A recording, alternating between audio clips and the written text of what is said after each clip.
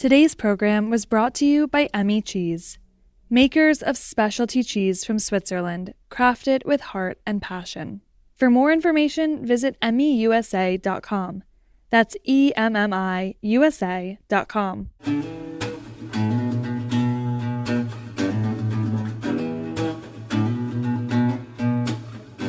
Welcome to Pizza Quest.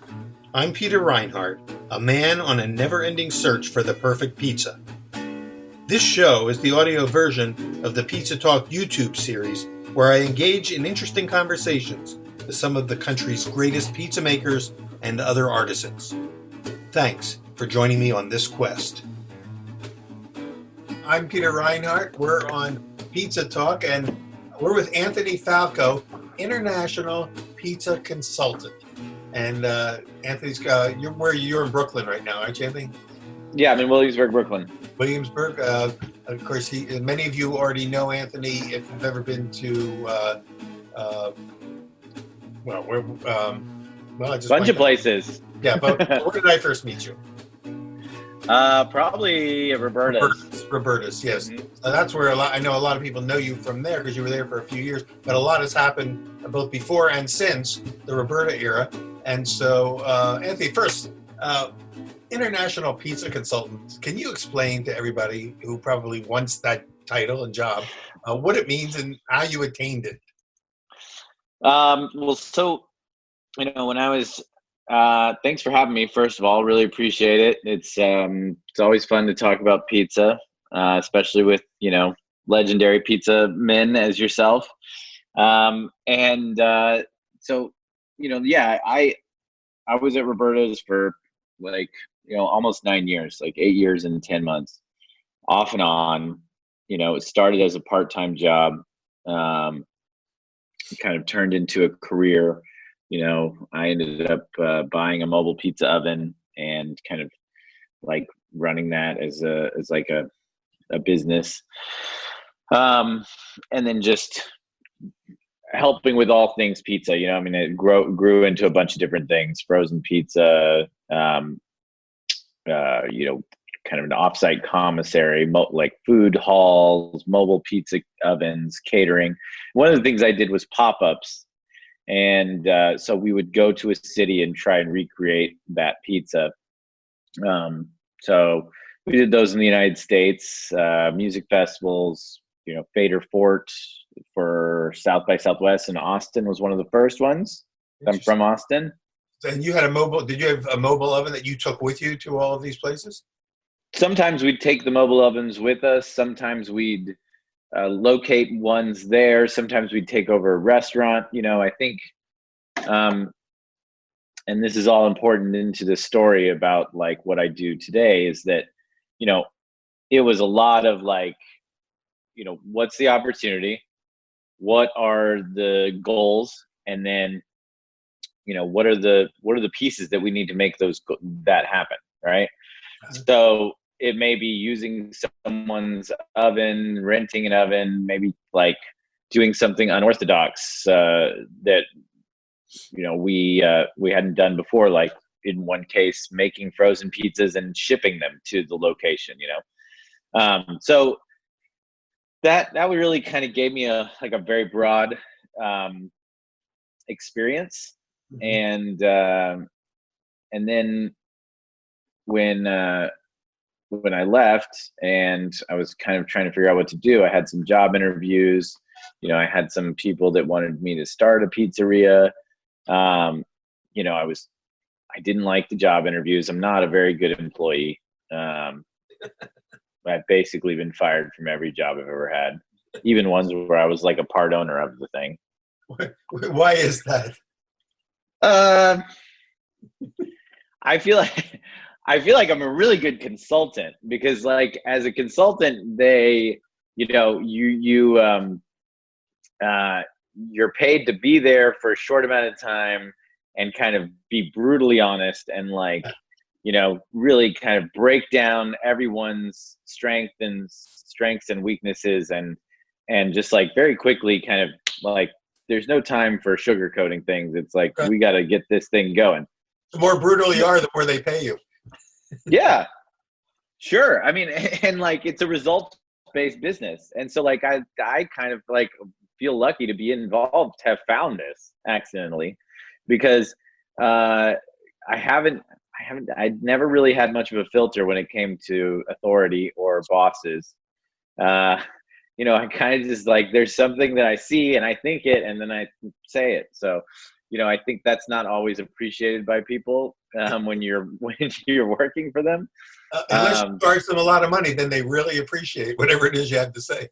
Even if you make them a lot of money, man, sometimes people's egos just get in the way. But yeah, so like I don't know. I feel like what were we talking about? Me being an asshole. Let's see. We went off from why you weren't a good employee to how you became a consultant. Yeah, so but I was doing these pop-ups a lot, and I started doing them with Roberta's internationally. We did one in Toronto, and we did one in Brazil, and I think that was a good example of where that attitude can really take you places, later at the time that you don't think about. And that's like, we were doing a pop-up there and they were kind of like, the Brazilian kind of attitude was like, well, you guys are the talent, so you just hang out and we're going to have these guys prep everything for you and make it right. And so I was like, okay, well, let me go look and see what the work is like. And I was like, can't prep it like this. And I was just like all over them. And they were like, bro, relax. And I'm like, no, like this is our name is on this. Like this has got to be perfect. And so, I was like, this starter's messed up. This is that. And I just was like really kind of, I don't know, like I was really trying to make it as good as it possibly could be. It doesn't matter who's watching or if no one's watching. It's got to be, it's got my name on it. I want it to be great. And so that was it. Scary words for any cooking talent. When somebody says, I'll take care of your mise en place and I'll do your prep, those are frightening words sometimes. No, never. Not. I have never in my entire life done a pop-up where someone else made my dough. Yeah. Or prepped my mise. I mean, outside of being in the kitchen with them and delegating and watching them like a chef, but never like ahead of time having them prep my stuff for me. That's the whole point of it, is to learn and to use different ingredients and to use in a different environment and kind of challenge yourself. So, we're down there and I guess I made an impression on these guys, because then when I was looking for a job and I kind of just was like trying to figure out what I was going to do with my life after, I had dedicated my life to Roberta's for a very long time. I have Roberta's tattoos. I didn't think it was like a thing that was going to end, but hey, stuff happens. Things come but yeah, so they called me and they were like, we've got a new project. It's going to be, we know you have experience with fast casual. We have no experience with fast casual. We want to do something that's like kind of a hybrid of Brazilian and New York and Neapolitan style pizza. We're using these new high temperature electric ovens. They have 40 something restaurants. They have 9 pizzerias. They are not, amateurs, but they had something very specific that they wanted out of me too. And the other thing is my design. So I did a lot of illustration and design work. Yeah. And so it really, my personality is very much included in that project. So they flew me down there and we tested pizza. And then like 6 months later, less than 6 months later, the place was open. Like we did the whole menu testing. We did a pop-up and then I flew down like 3 times and then, it was open and it was a massive success. And there's now 7 locations. And this is all across the countryside? No, this is just in Sao Paulo. Really? Wow. That's like your first client in a sense then, huh? That was my first client and it was international. So then I called myself an international pizza consultant. That's good marketing. And that's it. And that's it. It's true. I know. But because of the fact that they were so on the ball, their marketing team is so good. The design team was so good. The culinary team was so good. I got this guy, Paul Cho. He's the chef. he actually staged with me in Roberta's back in the day. And he followed me on Instagram. He saw I was in Sao Paulo. He's like, "What are you doing in Sao Paulo?" I'm like, "I'm working on a project." He's like, "I want to be involved. I'm in between things right now." And so he became the chef. So super, super talented chef, incredible team of management, just super professional restaurant operators. So they opened the place and they just knocked it out of the park. And so from the time that, we started the project to that was like only a few months. And so it's this incredible thing on my resume right away. Yeah. Because some of these consulting jobs take 2 years, Right. So I would have had to get a job or fizzled out or something if that hadn't been the case. But because they were so good at what they did, that we were able to have this kind of like incredible brand as a showcase for me and my skills. And it just took off from there. I mean, pretty soon then, right after that, I signed a contract for Charleston and then Toronto, and then I'm just all over the place. First, before we leave Sao Paulo, what's the name of that restaurant group down there, or the name of the restaurants? That's called Bras Electrica. Bras Electrica. Yeah, so Sao Paulo calls itself the pizza capital of the world. I've gotten emails basically emails from people from down there say, "When are you coming down here?" I've never been there, but I've heard that everyone says we've got pizza everywhere. We love our pizza. I mean, it's one of the most Italian cities in the world. It's a city of 20-something million people, and 30 to 40% are descended from Italians. There's, the oldest pizza place that I went to is almost 100 years old. There's pizzerias on every corner. I think New York City is the only place that has more pizzerias in sheer number, not on a per capita basis, but a volume basis. And it's a pizza crazy city, and it's. What language did you speak when you were there? English, or can you speak Portuguese or Italian, or what was it that you communicated with them through? English. So everybody, everyone in the world speaks English pretty much. I mean, I've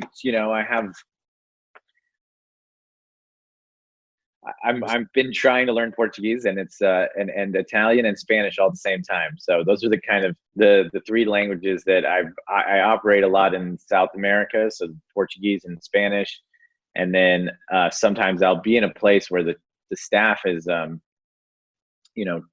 trained in Italy. So like I was in Thailand, and the guy's like, "Well, this cook, he only speaks Thai and Italian. You speak Italian?" So like, no, but I'm trying to learn. When it comes to talking about pizza, I know a lot of the words in all those languages to kind of right. You can talk move around the kitchen. Yeah.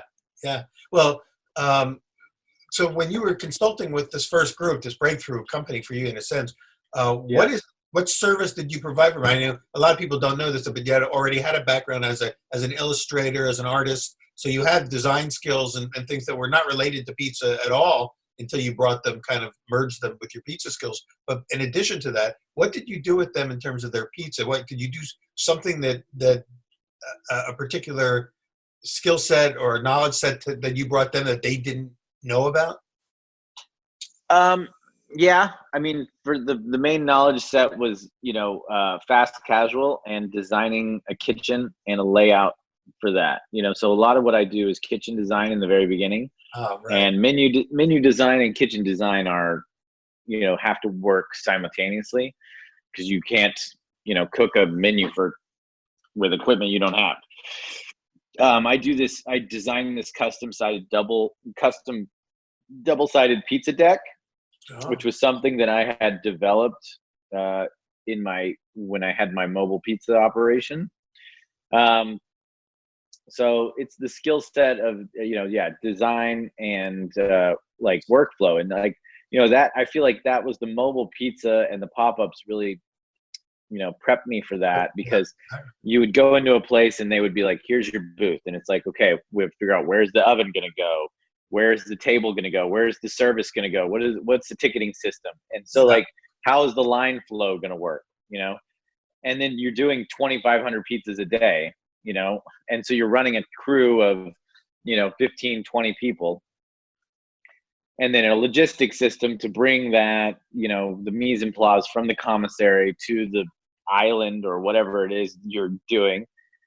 So like that kind of problem solving skill set was really the thing that, So it's I think like, it's not just dough formulation. A lot of people think, oh, you're fixing their doughs for them or whatever. It's way beyond that. You're doing really full service. You're giving them front of the house, back of the house, flow, yeah, throughput, everything. and then systems, so that, I mean, one of the things, when I, in my previous job, when was scaled, like we scaled from like, there originally started with one room, and the mixer was just in the pizza kitchen under the counter, and then you make pizza dough in the morning, and then you make pizza during the day and night. And then that moved to, a commissary kitchen with a refrigerated truck delivering, dough. And so like that really is, and then so what you learn about your own dough, the more you try to recreate it in different situations. I think like you could be really great at making pizza in one environment, and you may not, and that dough may be perfect for you in your environment, but you may not even know how your dough works, because the environment is such a factor. And so to really know how it work,s I didn't really get an understanding of it, at least me, and I still don't understand exactly how every dough works. And it was by trying to recreate the same thing in different environments, different countries, different places, using different ingredients. Yes. And then now I'm trying to do something different everywhere, Yeah, because all that pre-training of you running, being an itinerant pizza guy, going to festivals and this, taught you adaptability, if nothing else. And that seems like 100%. a huge skill to be able to bring with you into the consulting realm. So that's 100%. Yeah, adaptability, problem solving, and then marketing, because like you do these pop-ups and you do these festivals, and I would make videos and I would do Instagram posts and flyers, and like, in my previous life before Pizza Guy, I was a bartender, and like, in New York, you don't just open the bar and hope people show up. Like you have to make a party happen. You have to like kind of create an atmosphere. You have to make sure the right people are coming and create a buzz. And I think like, for better or worse, that's like, that's one of the things that I'm really good at, and is I can create buzz. You can create buzz. That's why you weren't a great employee, but a great consultant. Because so many reasons I was a bad employee. Well, when you were doing this project in Sao Paulo, were you doing natural leavening or commercial yeast leavening then? So every single one of my pizzas that I've consulted on is always either a hybrid or 100% naturally leavened. So it's always a portion of sourdough with yeast or just all sourdough. So this one is a hybrid. It's a combination of, sourdough starter and then a small portion of fresh yeast. That's one of your signature identifiers, I think, as a consultant is that you become a voice for natural leavening, across the world, teaching people that, kind of going back in a sense to the original way that doughs were made, but at the same time making them popular and taking maybe the fear out of doing natural starters. When did that start happening for you? When did you kind of get keen to that approach? I mean, it was just one of the projects that I had when I was at Roberta's project that they gave me, is that they wanted that included, and so I grew a starter in my kitchen from a mail order kind of piece. Like I don't know if you've ever seen these like Ischia sourdough starters that you can order from like sure. Amazon. Uh-huh. Yeah, that's how I started it. And so I started that in my kitchen, and we incorporated that and turned that into a hybrid dough.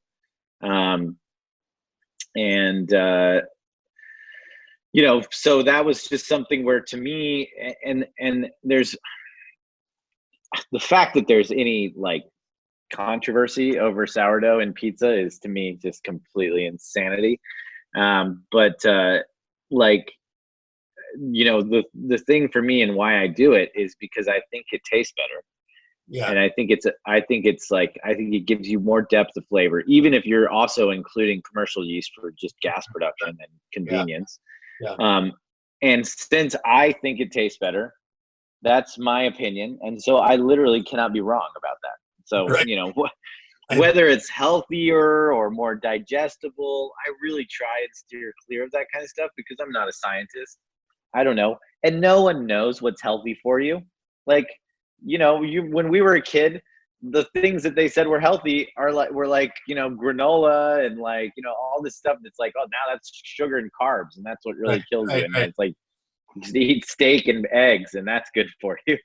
It's always safest for us to focus on flavor first, and then, you know, let the scientists work out the other stuff. But this is a good time for you in a sense because the whole pizza world is waking up to the joys of natural fermentation and leavening, and to be one of the guys that can teach people how to do it is being in the right place at the right time. I'd like to continue along this line when we come back for our part two, because we're coming to the end of this segment with Anthony Falco, international pizza consultant, who is going to, I think you've got a sourdough starter, your own little starter there that you're going to show us in the next episode, right?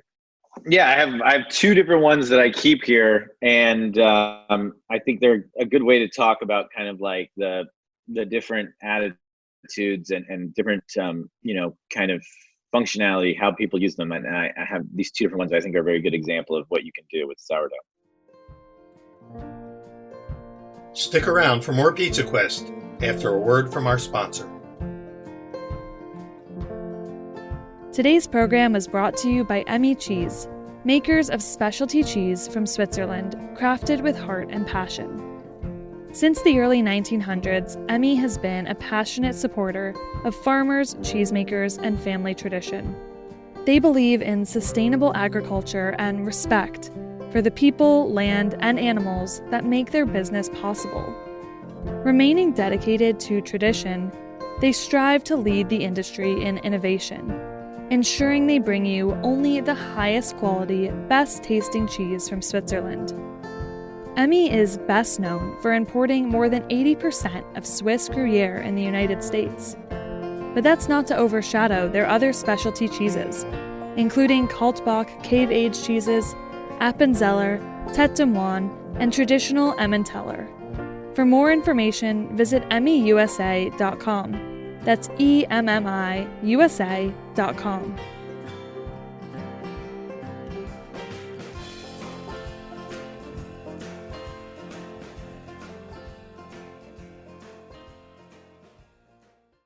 We're with Anthony Falco, international pizza consultant, who in our last segment kind of gave us a ramp up to his journey through a lot of itinerant pizza making around the country, mobile pizzas, a long stint at Roberta's, but pop-ups, everything. He's done everything that I think for me the big takeaway in our last segment was the idea of adaptability and how that skill set, plus your other natural skills of design and understanding kitchen flow and everything, plus your dough style and your skills as a dough maker, kind of all converged and gave you a whole package that you could present. Took you to Brazil, but then where did it take you after you got that first one that established your international cred? Yeah. Well, yeah, that first year it was kind of, you know, it was just trying to make it happen, just hustle. I was also doing some other kind of less glamorous work. Like I was, you know, making cheesesteaks at a music festival in like Jacksonville, Florida. Like, are really, I love cheesesteaks, so that's not less glamorous to me. That's like essential food. Yeah. And, you know, just designing t-shirts and kind of just a little bit of everything that I do to just hustle, to not get a real job, just desperately trying to not ever have a real job in my life. And so, but then I kind of, in that first, to establish myself, and I think this is a good lesson for people who are interested in getting into international pizza consulting, is I had jobs that I was doing, and you got to take the jobs. Those are great. But in between the jobs, I was doing pop-ups, and the pop-ups were a way for me to kind of go to a new city, like get a little press, get a little buzz, have a party, and kind of just get the word out there for what I do. And for me, I started doing the pop-ups because I had a client that I had signed up after Brazil in Charleston, South Carolina, and they wanted a New Jersey style thin and crispy pizza, right? And I think a lot of people who follow my Instagram are familiar with my thin and crispy style of dough that I do. And, so what I'm very, very comfortable with, like the Braz style of pizza is like this Neapolitan. It's like Neapolitan looking, high temperature, spotted, but not following any of the rules of Neapolitan pizza, more of the kind of, I call it now Neapolitan-ish. It's like, it's that kind of looks like that, but it's under the hood. It's nothing like Neapolitan pizza. It's its own category, Neapolitan-ish. I like it. Yeah, exactly. And I'm trying to like kind of always incorporate local flours and, things like that. So that every dough I've done as a consultant is different from every other one. But so the thin and crispy, I started testing it at home, and then, I didn't have a lot of experience with that style of pizza. So, testing at home is one thing, but like I was like, I want to do some pop-ups so I can like bang out 100 in a row and see what happens. Like, cause when you are working with like a gas deck oven, you set it to 625, the first pizza is going to look like something, but if you fill it with pizzas, they're going to start looking different. Right. So I really wanted to to make sure that my client had the best possible product and that I didn't look like an idiot when I went in there when the face finally opened. I wanted to do some pop-ups. So I did a pop-up in Toronto, I did a pop-up in London, and those kind of got my, these were all also just through friends of mine. And a lot of people wanted to kind of, leverage my history and the name of my former employer. And I was really trying to make my own name. But, at some point you spend 8 years with a world famous pizza brand, and people are just, whether you like it or not, people are going to associate with you with those things. So, plus you contributed to that brand as well. So it's not like anything to run from. Yeah. I mean, a lot of people contributed to that brand though, and like, yeah, I did a lot of different things. But yeah, I mean, it's just like anything, there's the press is always trying to kind of create this mythology of a single person who's a genius who creates something. But in my experience, that's rarely the case. It's always a kind of, even if you are, let's just say you're by yourself and you're hand mixing all your doughs and you're making 40 pizzas a day by yourself. Yeah. There's still the producers. There's still the flour, millers. There's still the cheese makers. No one is ever doing it alone. So I'm trying to make my own name out there by doing these pop-ups and stuff. And, it took me to these London, Toronto, and then Bogota, Colombia, Panama, Charleston, South Carolina, Coralville, Iowa, Altoona, Pennsylvania, Bangkok, Thailand, Lisbon, Portugal. I went to Japan. While I was in London, I met my Kuwaiti client who then flew me to Japan to do a research trip for the Tokyo style pizza that we ended up doing in Kuwait. So yeah, and then now currently it's like one thing leads to another, but you're flying all over the map, literally. Yeah, I mean, I haven't worked in Africa yet, and I'm hoping to do that. Talking to some people in Mozambique, so hopefully make that happen. I'm working on a project in India, which as soon as I can, before the coronavirus, I was going to Australia for the first time to make pizza, and then I was going to go to Mongolia and India. So Mongolia project is almost finished. The kitchen is designed and ready. We're using Pizza Master ovens there. And in India, the restaurant is very close to being finished, and we're going to be opening as soon as I can fly back to India. I'm going to go. Got a pizza in the oven. This whole COVID era has really kind of wreaked havoc on people who rely on travel for their livelihood. Has this been a setback for you since, or have you been able to kind of continue to kind of like telecommute with them on some of the work? Well, so like the projects that are under construction, I mean, 90% of what I do is remote anyway. So like I have a project in the south coast of England, and we signed up right before this, and the place hasn't even broke ground on construction yet. So, we just kind of, it hasn't stopped us at all. We're going forward on kitchen design, menu design, sourcing, ingredients, all that kind of stuff is just moving forward like normal. The places that were about to open, Mongolia and India, those had to stop. And then there was definitely a drought of not signing up new clients, and then I was going to go to the Pizza Expo, and I was going to Australia, and that was a lot of income for me that was lost. And then I'm not a restaurant, and I'm not an employee, so I don't qualify for unemployment. I don't really qualify for PPP, so I basically was just fucked. Yeah, totally. You're have to be totally self-reliant, resilient. Like a restaurant operator, you've got to find ways to work around it and pivot.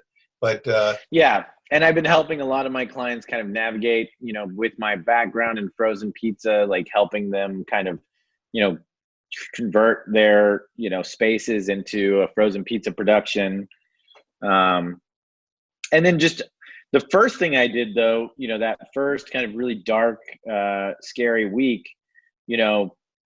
after kind of securing the home front and making sure we had enough like kind of food and supplies, I started to kind of release the doughs recipes of my forthcoming cookbook, and I have 4 pizza dough styles. And I started just doing those recipes on Instagram in my story highlights, and allowing people to, because I knew people were going to be making pizza at home. So I just was like, well, I don't know if my book publisher is going to like this, but I'm just going to throw these dough recipes out there and let people play with them. And, they've really kind of taken off, How far along is the book? Yeah, while Anthony's checking on his pizza, I wanted to thank all of you who are bearing with us. I know there must be a lot of traffic out there in Zoom world because we're getting some choppy feed, but we're going to hang in there with Anthony, and we're going to actually have a third segment with Anthony. He's getting ready to show us his dough and to make a pizza for us. So we're going to come back to all that in part 3, but we're going to continue in a second when he returns from his oven to kind of follow up on this. Oh, so what do you got there? Is that a parbit? This is the butter crust pan pizza. So that's one of my recipes. A butter crust pan pizza. Okay. So can you just describe or define what a butter crust pizza dough is? It's Pizza Hut 1992. No kidding. And it's made with butter. There's butter in the dough, or is it just butter in the pan? Yeah. Or what? There's butter in the dough. There's butter in the pan. It's a combination of like high protein flour and then whole wheat that I mill here with my mill, sourdough and commercial yeast. And then, I make like a kind of a cooked American style sauce, and I do a combination of fresh mozzarella and aged mozzarella, parm, oregano. And it is like going in a time machine and getting Pizza Hut pizza. Well, people are hungry for nostalgia as well as for food. In fact, while Anthony's getting all of his pieces together for making some more pizza for us, what we're going to wrap this segment up. I just want to ask Anthony one more question when he comes back. And I'm right here. We're going to take a break. We're going to have a third episode with Anthony Falco, International Pizza Consultant, here on Pizza Talk. And Anthony, here's my question for you. If you can hear me back there. You dropped in the middle of all this the big bombshell that you've got a book coming out, and I'm always interested in that aspect of and I try to encourage as many people that have the talent to write to do writing. And there's the pizza. Okay, that's actually what the butter. That's the butter crust with mozzarella and what else? So this is it's a tomato sauce. This is just a cheese. This is a plain cheese. So All right. it's got fresh mozzarella that I stretch from Belgioioso curd. It's some shredded Belgioioso Platinum. And then I've got some just real Parmigiano Reggiano, Sicilian oregano, and the tomato sauce is it's like 90% fresh whole peeled tomatoes, and then it's there's something I call flavor bomb, which is like I confit garlic tomato with a herb sachet in oil, in olive oil, and then I kind of blend that and then add that into the fresh tomato sauce to give it that cooked down kind of flavor. But yeah, I mean, it's like golden brown, delicious. It's it's a Pizza when Hut. we come back for the next segment, we'll bite into that one. We'll talk about your starter and some other things. But first, before we go, do you have a date yet, a publishing date on the book, or how far along is the book? The manuscript is submitted, and so I'm just waiting to hear back from the publisher, and we're gonna probably do about a year away from publication, because usually by the 2021. I think is that's what we're shooting for next year. For the editing process and the photos and everything else. So we're looking, but the hard part's done. The manuscript's completed. So congratulations on that. I can't wait. Thanks. Yeah. We're going to talk about this when we come back. Join us in episode 3 with Anthony Falco. And thank you for being with us for this segment. I'm Peter Reinhardt. We'll see you in the next round with Anthony Falco. All right. Hey, say hi. We're going to taste Instagram, the pizza Peter. When we come back, we're tasting that pizza. We'll be right back with more Pizza Quest right after this break.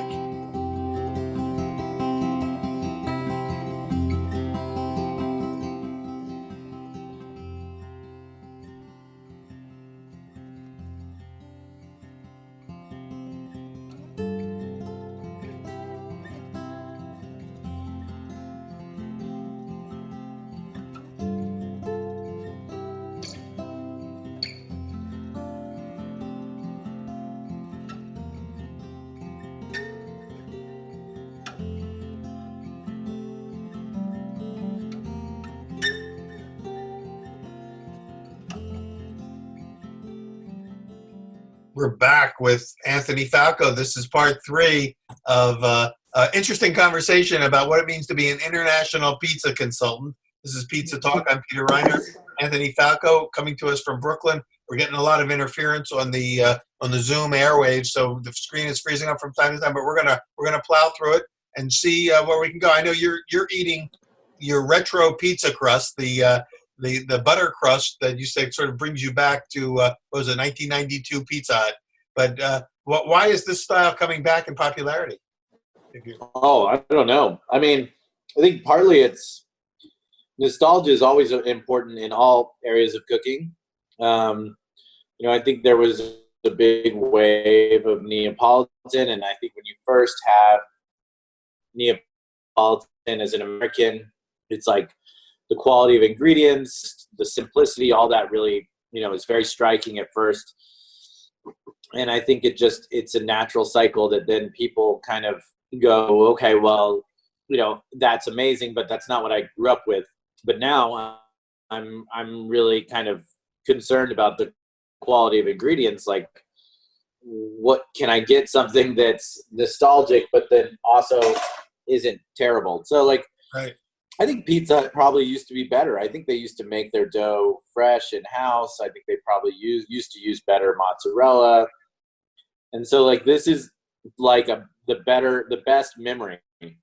They definitely never used sourdough. Well, that's it. And they definitely never used freshly milled whole wheat. Is there some whole wheat in your dough? What percentage of that dough is whole wheat flour? 20%. 20%.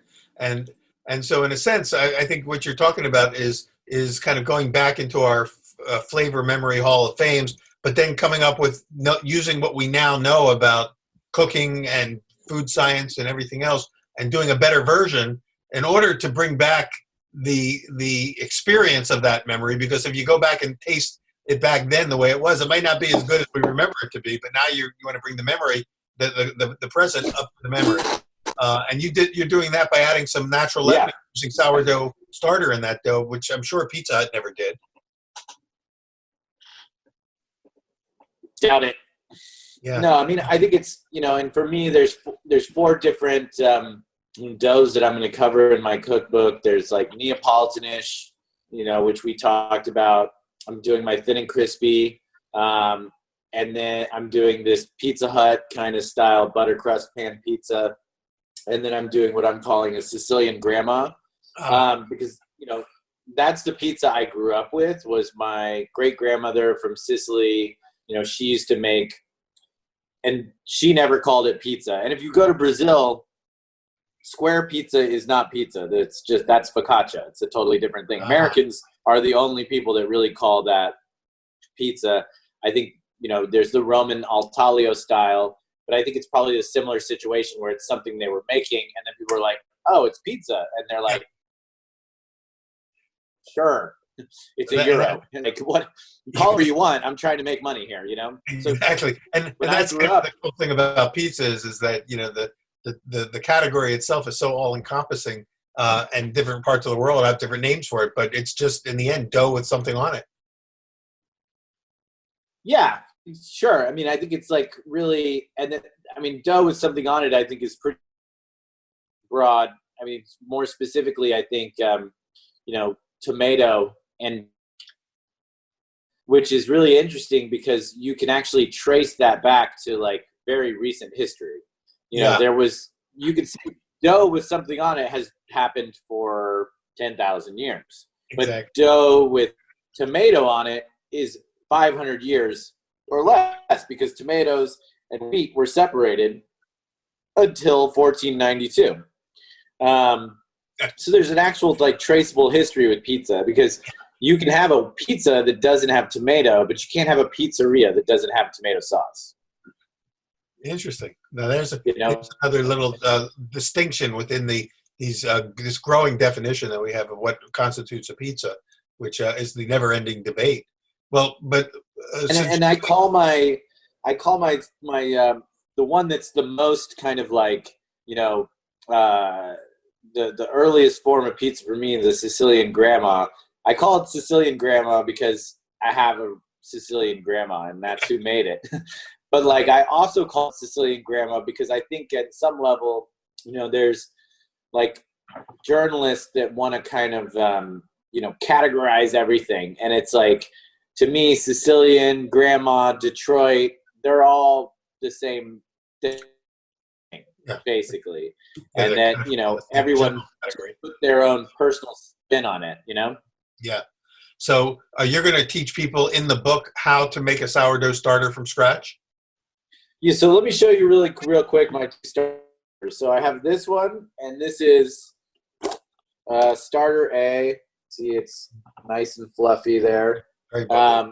This I feed with like King Arthur flour. I keep it in a plastic container. It started with a mail order, like Ischia starter.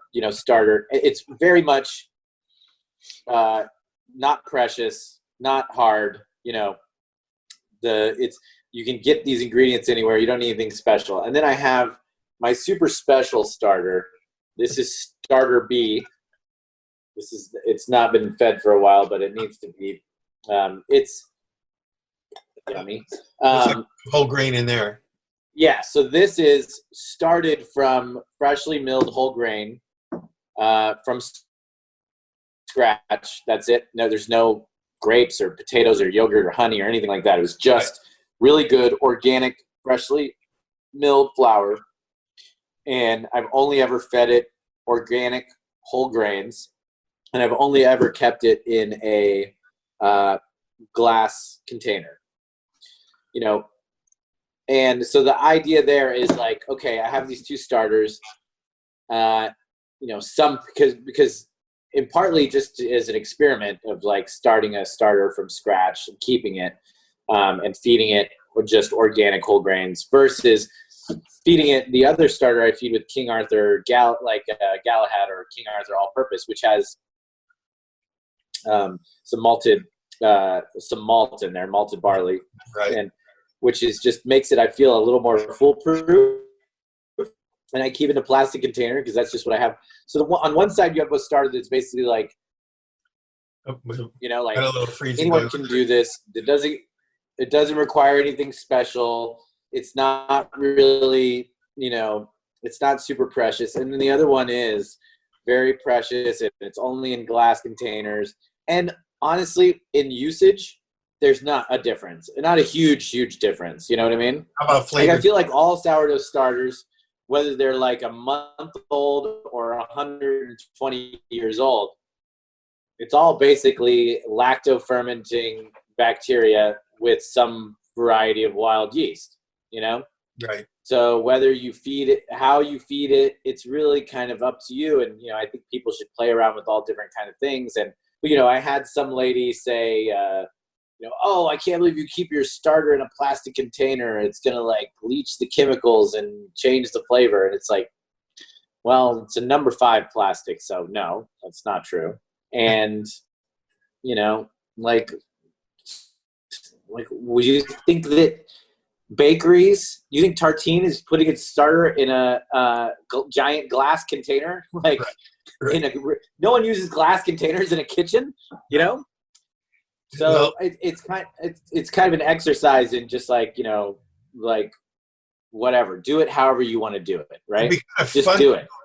Do a book with maybe a collaborative book with you and a few other sourdough, you know, sort of aficionados, and talk about the myths of sourdough. Maybe do some myth busting and clarify a lot of this sort of urban legend stuff. I would love to do that. I would love to take all these cultures and bring them to like a lab and really figure out what's in there. Well, that is happening. That is happening. Yeah. It's a wonderful series they really Zoomcast, but they're now on YouTube, put out by North Carolina State, called Fermentology. And if people just go to YouTube and go Fermentology, we're at about 5 weeks into it. Thursday, while you and I are talking today, it's a Thursday. This afternoon is the weekly next stage. It's all about fermentation. The first few of them were about all these different types of bacteria, wild yeast, bread, and now we're getting into cheese and yogurts and other things. So people who are like fermentos, love it. You should just look it up, and we can get them. And they're testing about 1,000 different sourdough starters from around the world to break out what the microbes are that are in there that differentiate starters from different parts of the world. But going back to your 2 starters, can you tell the difference in flavor when you're using one or the other? Is it noticeable? Is one more tangy, more sour, more complex, or do they tend to sort of disappear? I mean, I'm always doing what I can to make sure that it's not sour, you know, and like, to me, that's feeding, you know, more times a day, like keeping it a little stiffer than wetter, you know, keeping it warmer and using it very young. So like right when it just starts to peak, using it. And if I compensate for the amount of whole wheat that's in the starter that's fed, like, so if I use the all-purpose flour starter, but I add, you know, 20 wheat into it, I don't see a huge difference between if I were just to do the whole wheat starter with other flour, if that makes sense. You know what I mean? Like, sure. I think, yeah, there's definitely a subtle difference. And I think that's really interesting to me. But performance-wise, I think it's pretty, you know, pretty comparable. I try to do what I can to make them match up, you know? Okay. Well, Anthony, we really appreciate you being with us and giving us this extra segment today, talking a little bit more about natural leavening. There's, again, making us jealous over here with you still getting a cheese pull on that, or is it starting to harden up from being out of the oven? We'll see. No, it's cold now. Pretty dude, cold. I mean, come on, look at that. That is like Pizza Hut. It's exactly Pizza Hut, but Pizza Hut, but better, right? Pizza Hut, better. Like, that could be the name of your book too. Yeah. Pizza Hut, but better. Well, Anthony Falco, international pizza consultant, thank you for being with us today on Pizza Talk. We're going to get you back. We're going to talk more about maybe get deeper and deeper into the fermentation side of things. Maybe get you to sit down with some of our pizza yodis that we get together from time to time, a panel of experts, and a number of you now who are moving into the natural fermentation more regularly, like Dan Richer and others. We'd love to have you all on together, and maybe even invite our followers to send some questions in for you, so we can do some myth busting and also clarification of some of the. Yeah, I'd love to do that. Tell some road stories. Yeah. While I'm still Right. here in Brooklyn, before I go back out on the road. Which Yeah, well, who knows? Well, hopefully you get back out there soon. But and we want to hear about some more of your exploits from being out there on the road. So thank you again for joining us, and thank you all for watching and for bearing with all of the technical glitches that are out there in Zoom world. But we'll be back. We'll be back again with more visits and conversations with some of the top. I would call them the superstars of the pizza world, and also some artisans. We're going to have tomato growers. We have cheese makers. We're going to cover the whole gamut over the next few months on Pizza Talk. Anthony, again, thanks for being with us, and we'll see you soon. Pizza Quest is powered by Simplecast. Thanks for listening to Heritage Radio Network, food radio supported by you. For our freshest content, subscribe to our newsletter. Enter your email at the bottom of our website, heritageradionetwork.org, and connect with us on Instagram and Twitter at @heritage_radio. You can also find us at facebook.com/Heritage Radio Network. Heritage Radio Network is a nonprofit organization driving conversations to make the world a better, fairer, and more delicious place. And we couldn't do it without support from listeners like you. Want to be a part of the food world's most innovative community? Subscribe to the shows you like, tell your friends, and please join the HRN family by becoming a member. Thanks for listening.